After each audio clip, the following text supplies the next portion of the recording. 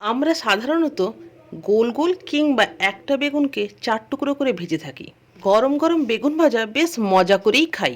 মোবাইলে এই ধরনের কাঠ লাগানো বেগুন ভাজা দেখে মনে ভীষণ স্বাদ জাগলো। একবার ভেজে খেয়ে দেখলে হয়, এর স্বাদ কি অন্যরকম।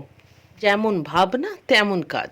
কয়েকটি বেগুন বোটা শুদ্ধ মাঝখান দিয়ে চিড়ে, তারপর বেগুনের পিসে ছুরি দিয়ে চৌকো চৌকো দাগ কেটে, তারপর নুন হলুদ সর্ষের তেল লঙ্কা গুঁড়ো ভালো করে মেখে, মাখাটা দেখে কিন্তু খেতে ভীষণ লোভ হচ্ছে। তো যাই হোক, কড়াতে তেল গরম করে বেগুনগুলিকে ছেড়ে দিলাম। তারপর এক পিঠ হয়ে গেলে খুন্তির সাহায্যে উল্টে পাল্টে বেগুনগুলিকে ভেজে নিলাম। তারপর কড়া থেকে সোজা আমার ভাতের থালায়, সাথে ঘরে বানানো ঘি আর ফুলকপি পালং শাক দিয়ে বানানো ডাল।